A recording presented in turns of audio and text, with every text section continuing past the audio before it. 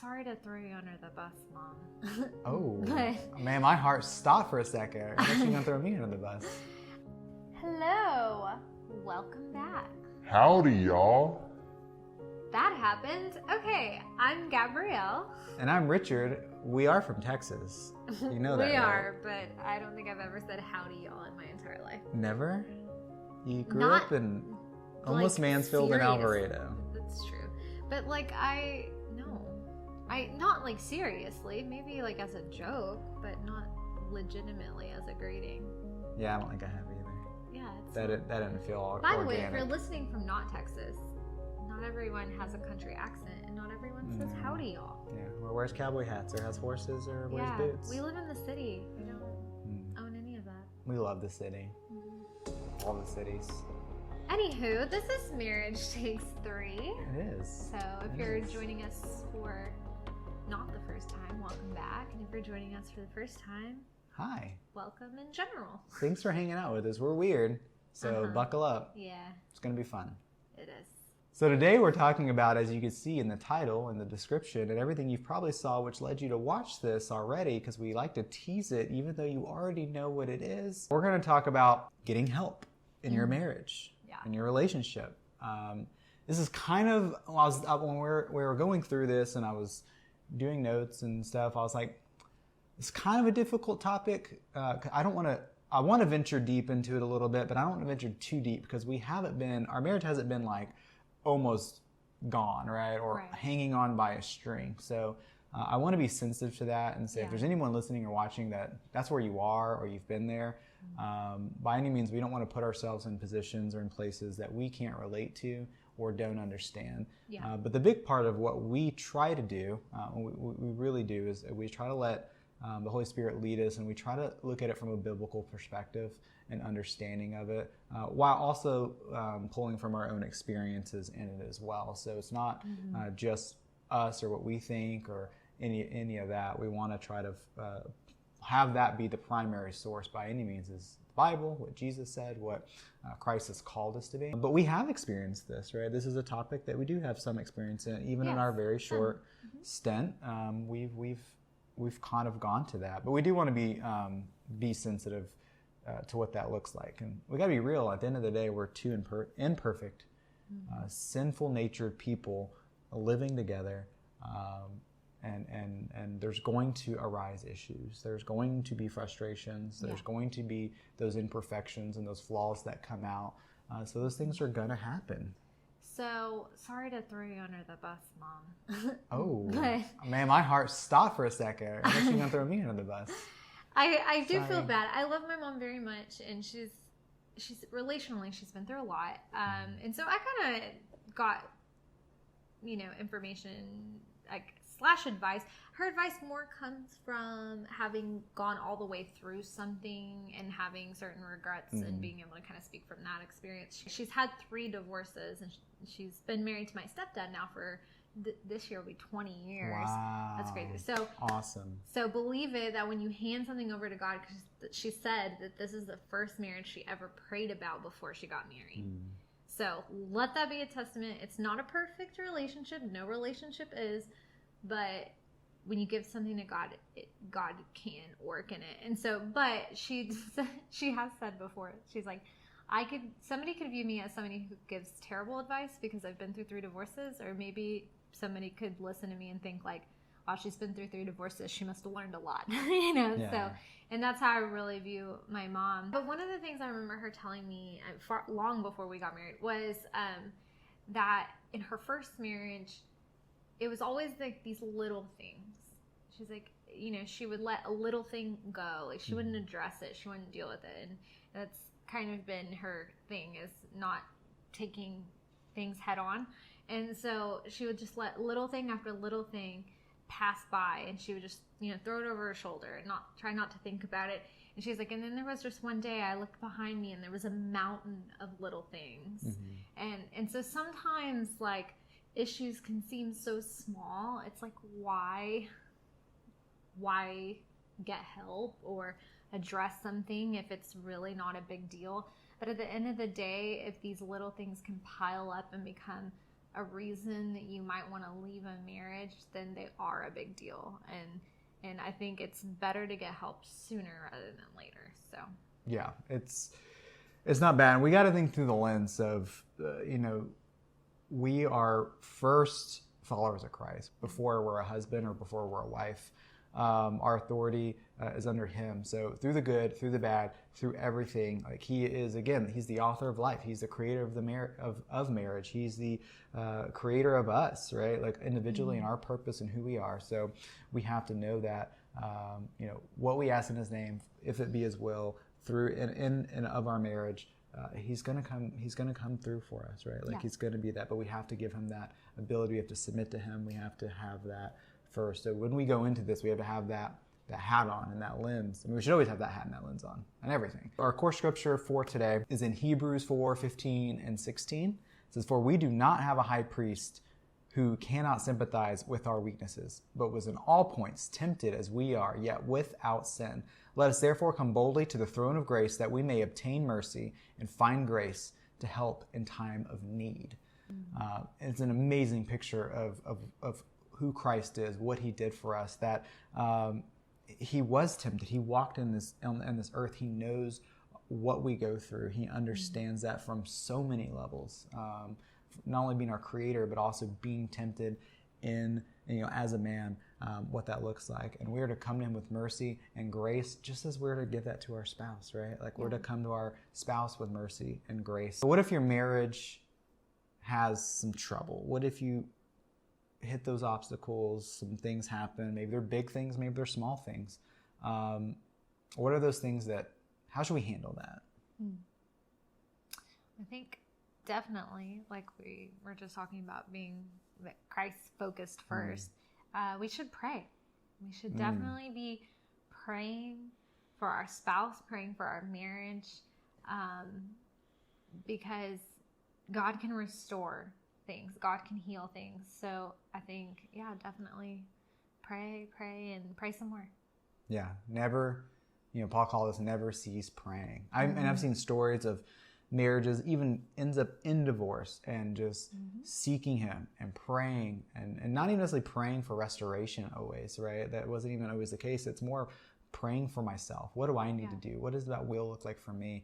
And I've seen these stories of marriages like 13 years, 15, 20 years later, they end up coming back together, restoring, getting married, getting remarried, and continuing the rest of their life. Marriage, and having an amazing marriage, right? And God has a plan for each of us, and it doesn't look like what we want it to all the time. But at the end of the day, it is better than it ever could be. So praying, right? Not denying there's a problem, right? Not kind of like she talked about, not letting those little things go, not denying there's a problem, or thinking like, well, it's not a big deal, or, I'll let this slide, or, I don't feel like fighting right now. I don't feel like bringing this up. Not denying it, admit it.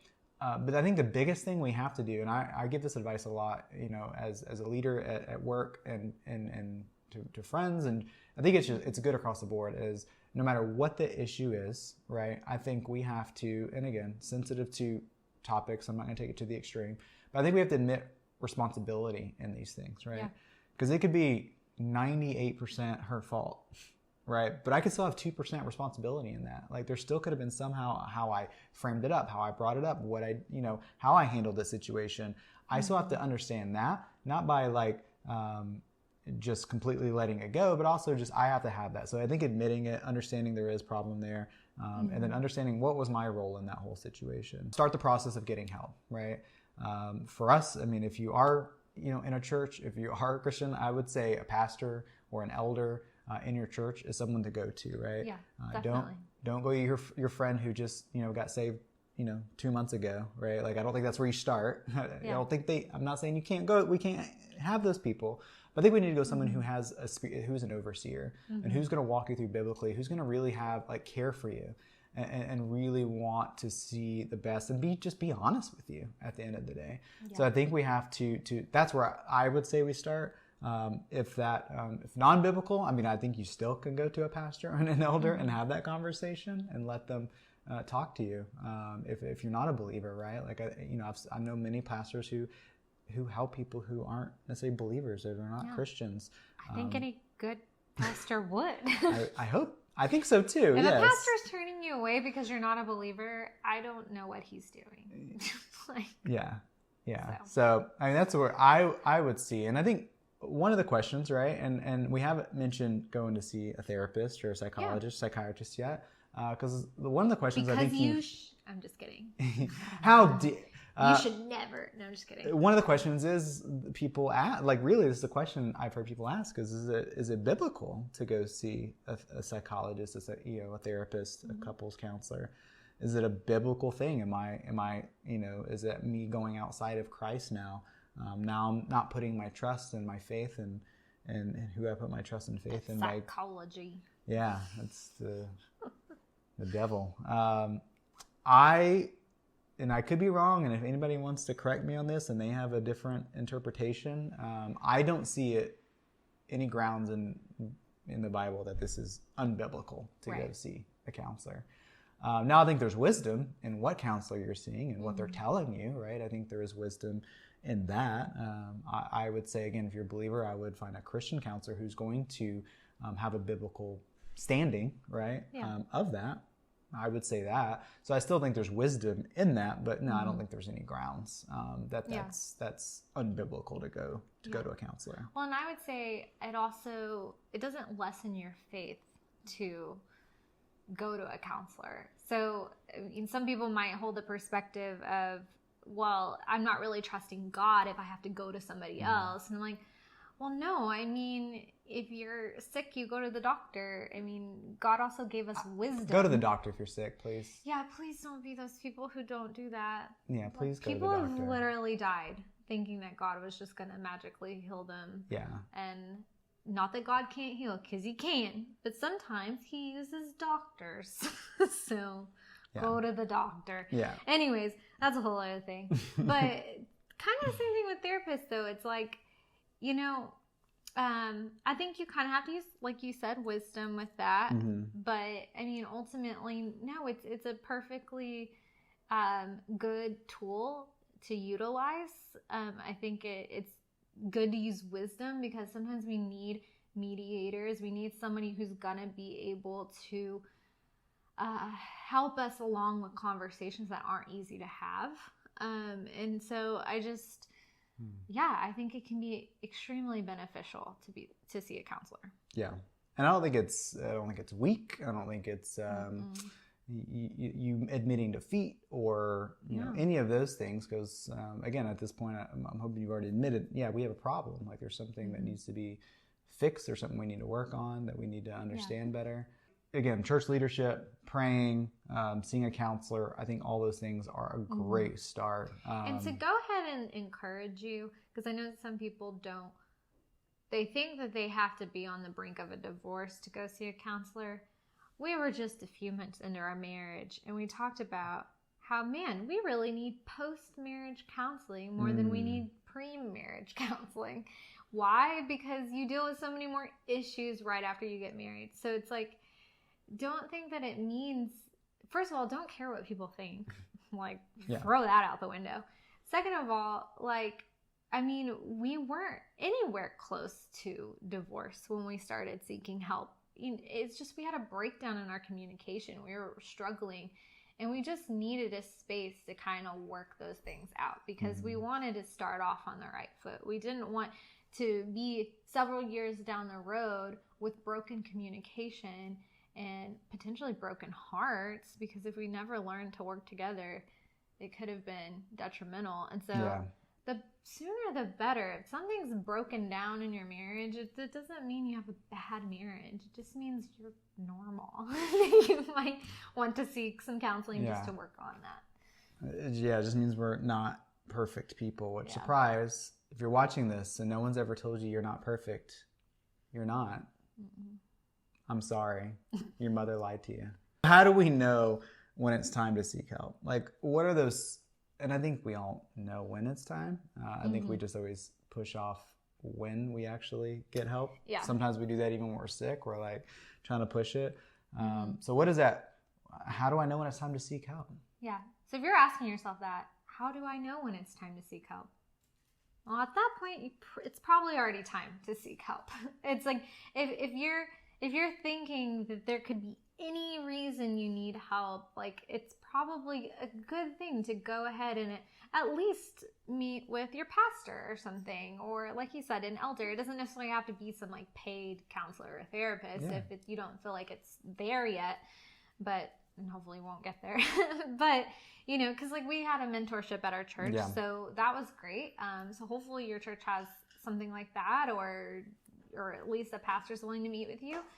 So you don't have to be on the brink of divorce. Now, if you are on the brink of divorce, definitely go seek help.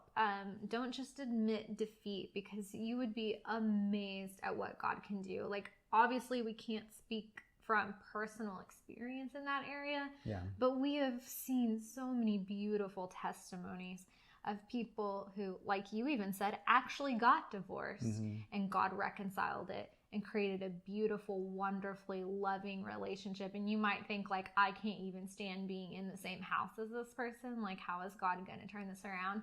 Well, he's God, so I think he can handle it. But yeah, I think he's able to do what, like, I don't want to say it because that sounds like terrible theology. I was about to say he's able to do what you allow him to do. He can do far more than that, but you also have to play in this instance, you have to play a part. You have to be willing to allow God to change your heart, to change your spouse's heart. But I think you mean like you still have to make that choice, and the to choices. Allow him to, it is still choices. Yes, we believe in free will. No, we're not Reformed or Calvinists. I'm sorry, it's a video for another day that we probably won't make on this channel. But we're also not the crazy theologies that thinks that God can't do anything without your permission. That's crazy. He can do anything. He's God. Don't believe in that either. But yeah, you still have to make the choice, right? It's still your choice on what you want to be. But he absolutely can redeem and restore it, and he wants to, really. I mean, he does. At the end of the day, like how amazing is that, to restore that, to uplift it, to have two people who are one and in unity. Of course, that's what he wants. That's what he created, right? I mean, clearly you can see that, and we've talked about marriage. That's what he created that to be. So why would he not want that in you? And he does want that in you. So I think there's other things that we can do. The first thing I think of is just being in his presence, being in the Word, understanding we've talked about it last time, we've talked about it probably every time, is who he's called you to be, who you are in him, your identity in Christ. So I think it's being in that, and again, really understanding that love that he has for you, that he took on, your punishment, that he took on the things that we deserve for us. And when we understand that from an individual level, the things in our marriage, not that they're not important, not that they're not painful, at times, right? Not to dismiss those, but ultimately in comparison, they really start melting down a little bit to say, man, that's not really as big a deal anymore. And then when you understand the mercy and grace that you've been given, man, you want to give that so much more to your spouse. You want to be able to express that to them, because you realize that your sin against God himself, and then what Christ did to take that on for you, so you can have salvation and you can have grace and you can have mercy and joy and peace. Yeah, I mean, I think once you realize that, so being in his presence, being in the Word, big time as you're going through that process. Yeah. I do want to say, though, like, I've experienced this in my life, where I have felt convicted over how I went about my relationship with Christ, where usually when I focused on him the most was when I was at the worst points in my life. But it wasn't like, oh, I'm just going to rest in Jesus. It was more of like a begging of like, fix this, God, fix this, And it's like, I have felt so convicted over that, of just realizing that, like, I was more concerned with him fixing my situation versus just wanting to be with him. And so you're going to have to really address that with your marriage. Like, if you are struggling, if you are having a tough marriage, don't go to God and just be like, fix my marriage, Go to God to spend time with God. Let him mold your heart and mold who you are and give you your identity. Just make sure that, like, when you're when you're crying out to God that it's not about what he can fix, but that he can grow your relationship with him. And because ultimately, if your relationship with him isn't where it needs to be, it doesn't matter what band-aids you throw onto any situation. He could fix everything and it'll come crumbling down again if he's not the foundation of everything. So just be sure to be seeking him more than anything else. Yeah, that's good. That is important. I think when we talked about there's a place for those people, our brothers and our sisters, there's a place for those people around them. We do need to surround ourselves by people who are going to be walking through that with us, right? I think we need to be transparent and get people involved. Now, again, that comes with wisdom, and that comes with each situation in your life, and you know those people. We don't need the people who are going to tell us what we want to hear and who are going to be championing just to make us happy. That's not the right people that we need in our life. We need the people who are going to yes, encourage us, but encourage us with truth and encourage us the way that we really need it, right? Even if it's telling us something tough, even if it's telling us a hard message, but we need to surround ourselves. Surround yourself with those people that are going to be that, right? And it's to you, again, that's going to be different for each person, I think. And yeah. And I also think to be consistent. Yeah, that's a big one. So definitely just be consistent on seeking help, be consistent on your relationship with Christ, be consistent on your intentionality. Just don't. That's a key word. Yeah. I mean, I think with being consistent, intentionality is everything. Yeah. Yeah. Cause marriages don't fix themselves. They just don't. I mean, it takes intentional effort. It takes being consistent with that effort. Marriage is work if you signed up for it and you didn't realize that. And I think genuinely people have this idea that it's going to be work. And then they get into it and they're like, oh, they were serious. This is actual work. This does take effort. And of course the rewards of that are great. It's worth the effort, but it definitely takes effort. Yeah, definitely. It definitely is worth it. I think this is a big one. I think it is to focus on your part. Not being so worried, even if it is mostly not your fault. You are where you are. Again, I think we all have fault because we are imperfect people. But we need to focus on who we are and not be so focused on the other person changing or being what they need to be, because then you get there and then you have it changed and then you're the same person and maybe they change drastically. Guess what? There's still going to be friction. There's still going to be issues in there, right? So I think we need to focus on our part, focus on what we can control, be praying for our significant other, praying for our spouse, praying for them, and those things that they need help working on, right? Because it is going to be a journey and it's going to be a change. And hopefully they're doing the same for you as well. So, but we need to focus on us first and ourselves and what we control. Yeah. Praying is important, but also in that prayer, while you're waiting for your prayers to be answered, have patience, because sometimes things just don't get fixed overnight. Problems don't usually happen overnight, so they're not going to get fixed overnight. And just trust God. Truly, God is for us, and God does not, he does not delight in divorce. And I do want to be sensitive with this, because I'm not saying that God wants you to stay in a dangerous situation. I think that's really important to stress here. If the help you need is to escape somebody who's abusing you, that's totally different. So absolutely, that one's just heavy. It's just heavy. So definitely don't stay in an abusive relationship. I don't want people to think that the church advocates for that. And if any church does advocate for that, don't be a part of that church because you don't need to be in that situation. God doesn't want you to be in that situation.